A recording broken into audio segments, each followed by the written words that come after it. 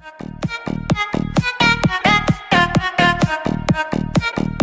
amigos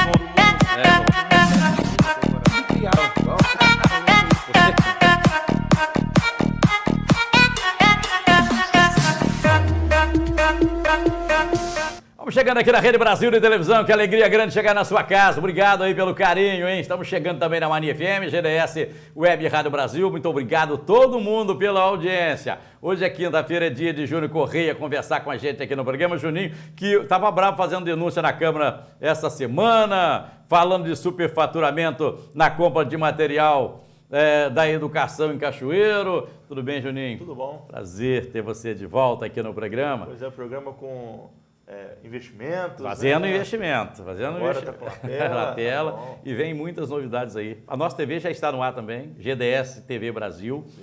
Ainda não estamos divulgando porque está faltando uns detalhes aí só. E aí eu acho que semana que vem a gente consegue... Você tem me falado dos investimentos, que fazendo é bom. Investimento aí, inovando, porque a vida pede isso. Ou faz isso ou fica fora do mercado. Tá tudo bem? Tudo bem. E essa denúncia lá na Câmara, da questão do material escolar... Então, essa semana, né, eu já vi... Aliás, a denúncia é pelo superfaturamento do material ou pela falta de material? Como é que é isso? É aí que tá, são duas, né? Ah, tá. Desde de fevereiro eu venho acompanhando esse início das aulas das crianças, né? E os pais que me acompanham na rede social, Parraro, eles...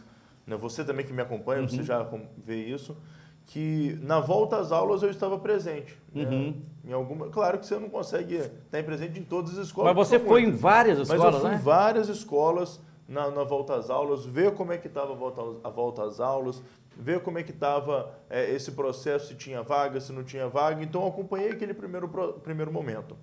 E naquele primeiro momento ainda, não se falava do atraso de material escolar. Por quê? Porque sabe-se que no início das aulas sempre tem aquela coisa mesmo de atrasar um pouquinho, porque está esperando para ver quantas crianças em cada escola vai chegar para poder chegar o material.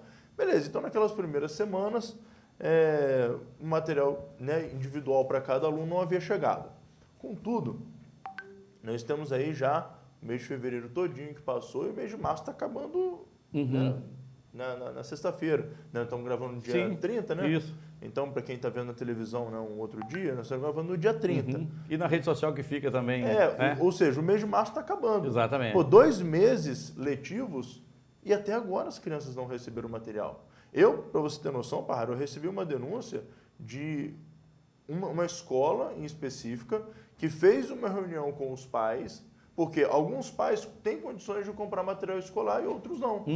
Os pais que tinham condições de comprar material escolar, que já sabem que demora, o que eles fizeram? Compraram um material básico, lápis, caderno, e deram para os filhos. A coordenação da escola conversou com os pais para que não deixasse as crianças levarem o material escolar, porque outras crianças não tinham, então não era para ter a comparação. Só que olha o cúmulo do absurdo. Impedir aqueles pais que podem comprar de levar o material para os seus filhos, porque outros não recebem por ineficiência da secretaria. Isso, e aí a culpa não é do pai ou da criança que não consegue comprar, porque tem muitos que não conseguem mesmo, né? Tem muitos que não conseguem, por isso que a prefeitura ela entra nessa jogada para poder dar o material. Só que aí, esses 2 meses estão passando. E aí, a gente acompanhando lá sempre o Diário Oficial, chegou para a gente o contrato da empresa que ganhou para poder fazer a distribuição dos materiais escolares. É quem compra a caneta, compra o lápis, compra o caderno, compra todo o material, borracha. Todo o material. A empresa compra e distribui para as escolas. Inclusive, eu coloquei na minha rede social lá sobre isso. Você pode ver lá, né, o contrato certinho com a empresa. Né, você pode ver os kits, né, são 3 kits que tem nesse contrato. Só que você vai vendo os valores unitários de cada um dos materiais, a gente vai ficando espantado. Por quê? Existem algumas inconsistências, mas que ainda passa. Porque se no final, na compra global, realmente ficar mais barato do que num outro estabelecimento, né, tudo bem, porque numa compra global a gente até um aumentozinho a mais ou outro de centavos, tudo bem. Só que o que me chamou a atenção foram principalmente 2 materiais em específicos. né? Lápis de escrever, lápis grafite, que é normal, que a criança escreve o nome, aponta. O lápis grafite estava com uma majoração de 200% no valor de mercado. Que isso? Né? Uma coisa que você encontra no mercado, né, a um valor aí menos de R$1, você estava encontrando lá R$2, quase R$3. Caramba! Aí você pega caneta esferográfica, que eu até usei o nome comum, né? Bic. Caneta Bic. Todo mundo conhece como caneta Bic mesmo? Todo mundo conhece como caneta Bic. Pode ser de outra marca, mas isso, é caneta Bic. Pô, você encontra a caixa de caneta Bic com 50 a 70 centavos cada caneta. Cada caneta. Entendi. No contrato, estava a R$3,90. Que isso? A caneta aí esferográfica. Mais de 500% de majoração. Então, assim, por que está essa majoração? Por que demorou tanto tempo assim para poder entregar o material e na hora que faz um contrato, numa licitação que provavelmente a prefeitura vai falar que é uma licitação de urgência, que precisa de celeridade, porque está ficando criança assim, mas deixou a urgência chegar. Mas num valor desse com urgência ou sem urgência é inaceitável. É inaceitável. Isso aqui então, assim, é só o cidadão pegar lá para meu amigo. Pelo amor de Deus, isso aqui não dá, né? E é um contrato, Parraro, de R$2.100.000. Não é um contrato barato, não é um contrato de R$50.000 em que você tenha um valor irrisório aí. Não, nós estamos falando de R$2.100.000. Essa denúncia você fez na Câmara essa semana. Fiz. Você fez seu discurso no fazendo a denúncia. Ministério Público também. No Ministério Público também. Por quê? Nós queremos explicações. Uhum. O que a gente quer é explicações de por que está assim. Aí lá na Câmara Municipal, quando você fez a denúncia, o líder do prefeito, quem é o líder do prefeito hoje lá? É o vereador Diogo Lube. Diogo é da educação. Diogo fez a defesa lá? O Diogo... quem acompanhar a sessão pode ver o que aconteceu, né? Eu fiz a minha pergunta é, você falou, gente, uma caneta Bic na rua custa 70 centavos, tá R$3 aqui, como é que é isso? Aí o Diogo chegou lá e falou assim, gente, custou caro porque essa caneta, Bolsonaro fez propaganda dela e tal. Na verdade, ele tentou mais me desqualificar enquanto fiscal do que, de fato, entendi. Mostrar qual foi a realidade. Porque eu até achei estranho o discurso do vereador Diogo naquele dia. Né? Não era nem para a gente ter entrado... Nessa questão? Eu acho que não vale a pena entrar, mas já que o senhor perguntou, né? O senhor é o entrevistador, então eu tenho que responder. Não, até porque você fala uma denúncia aqui, eu imagino que alguém da prefeitura, e nós vamos fazer isso, ligar para lá, como é que é isso? Tem essa denúncia aqui. Não, e eu pedi o líder do governo para poder dar explicações. Então, quando eu falo a pergunta do líder, eu faço essa pergunta até com esse objetivo, porque a gente precisa... embora é difícil de entender isso, como é que um negócio que custa 70 centavos está custando 3? Como é que é isso? É difícil entender. Mas a gente precisa sempre ouvir o outro lado. E aí o outro lado, infelizmente, eu acho que naquele momento, não sei se ele foi de surpresa, se ele estava acompanhando, se ele não estava, se ele foi ordenado a fazer isso.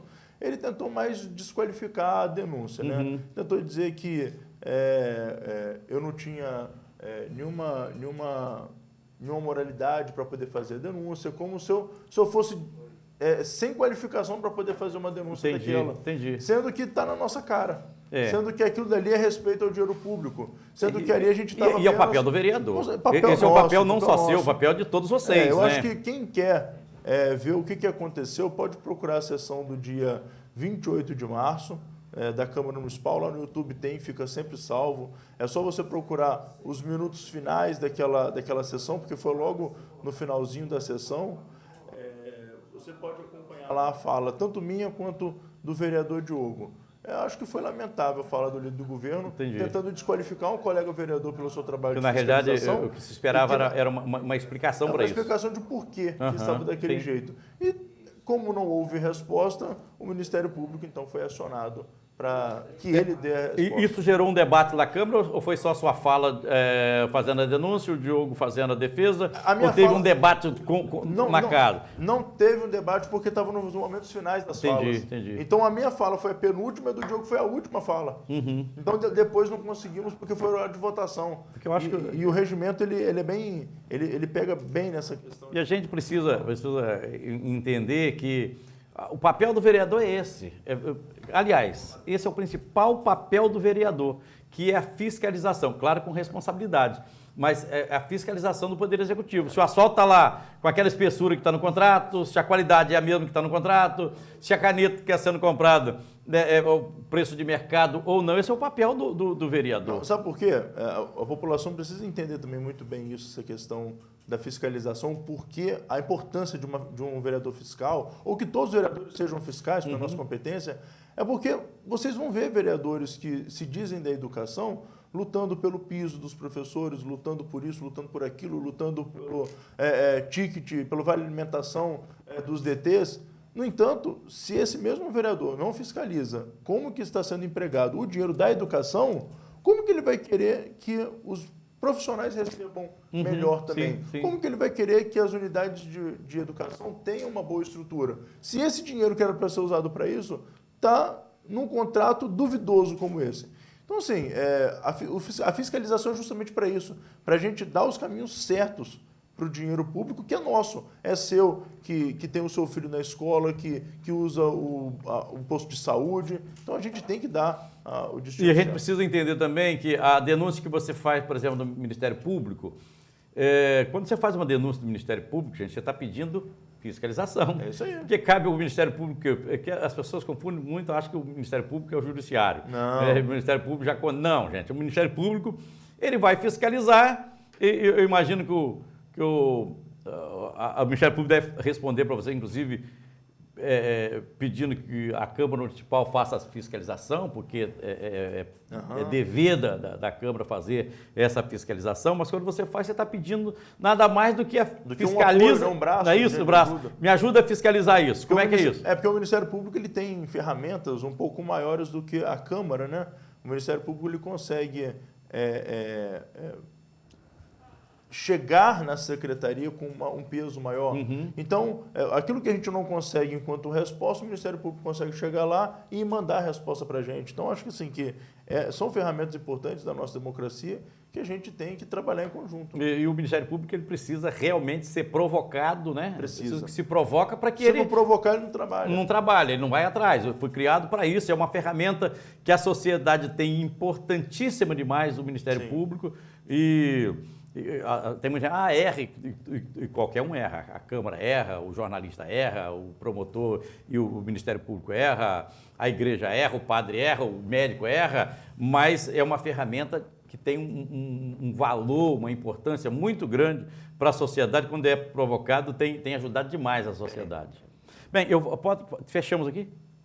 Você que sabe. Não, porque aí eu quero fechar essa conversa aqui para falar de reforma tributária depois do intervalo comercial. Não, tá Pode bom. ser? Pode. Olha, Júlio Correia é o nosso convidado de hoje aqui, que toda quinta participa com a gente, sempre com um tema bacana para a gente conversar. Depois do intervalo comercial, nós vamos falar de reforma tributária. Isso vai impactar na sua vida de que maneira, de que forma? Aliás, se vai impactar ou não. Assunto para daqui a pouco, depois do intervalo. Já, voltamos.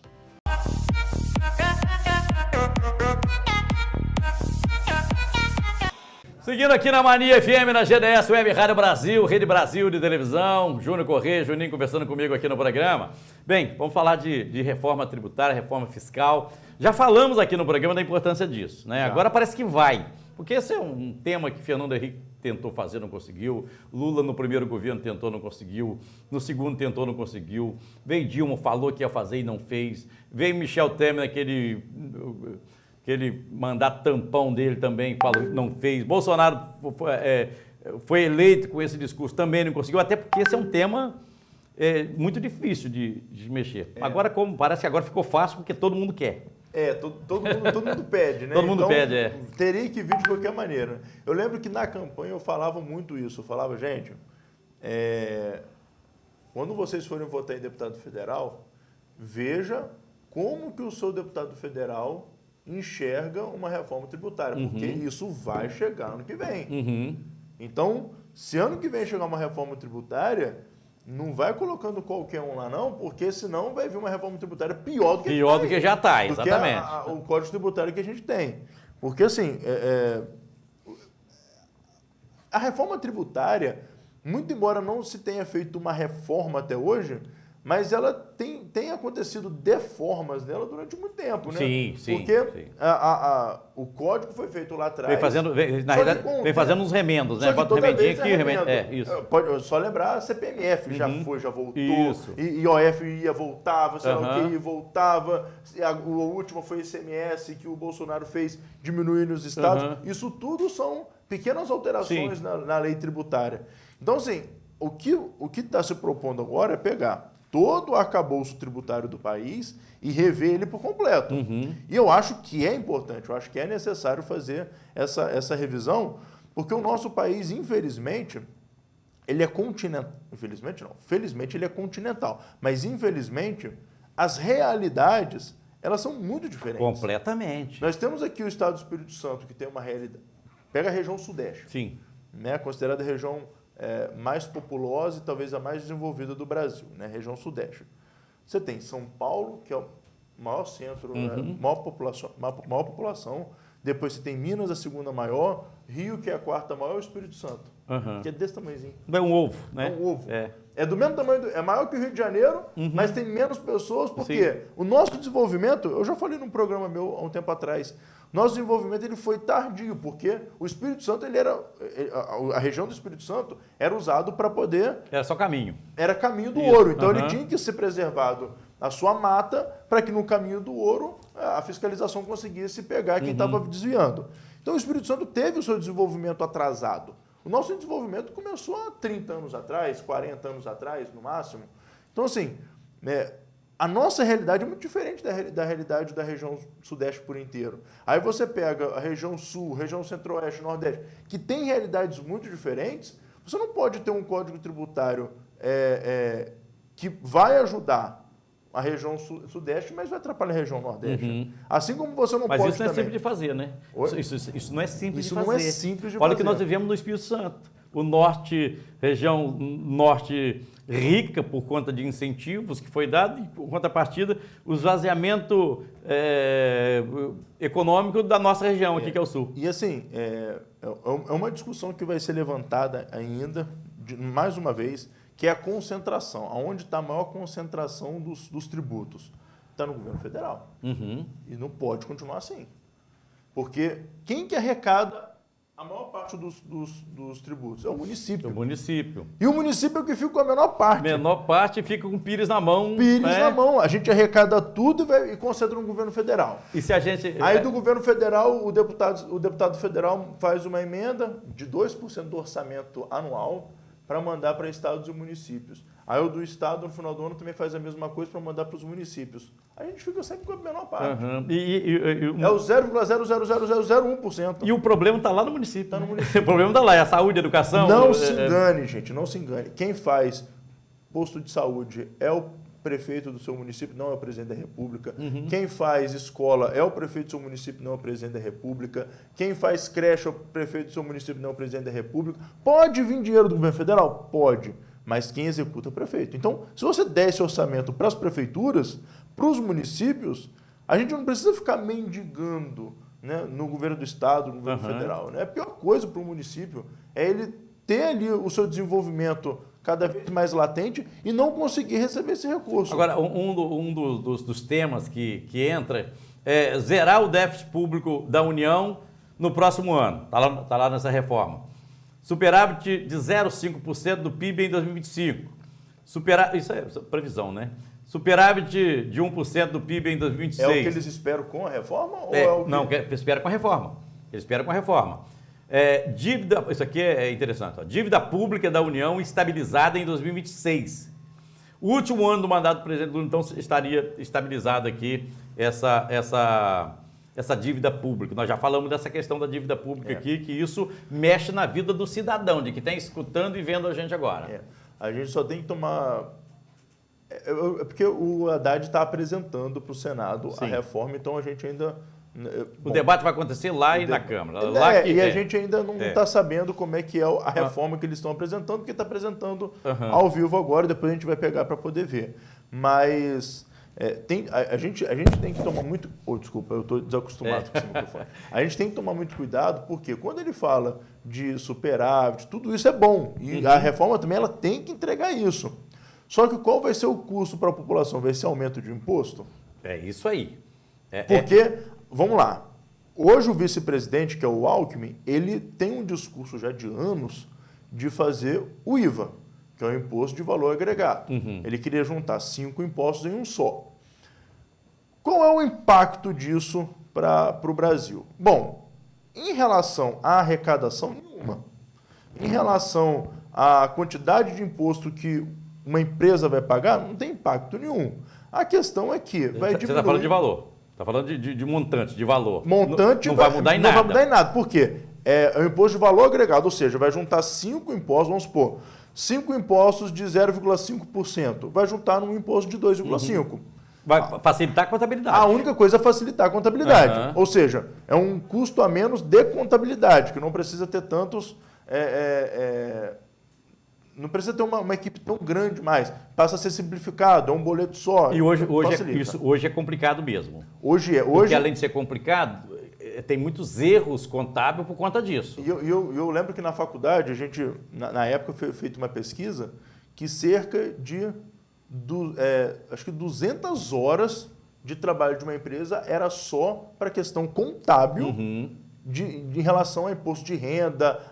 Então, assim, é uma dor de cabeça para quem tem empresa, e isso não se espante. Você, eu não sou empresário, mas isso vai para o preço final dos produtos. Então, se a gente consegue diminuir isso, a gente consegue diminuir depois na cadeia. Você é favorável à proposta do Alckmin, por exemplo, de unificar os impostos? Não, eu sou. O IVA eu sou favorável. Só que eu acho que o nosso país ele poderia ter é o que eu defendia, né? Uma carga tributária muito mais simples do que só o IVA.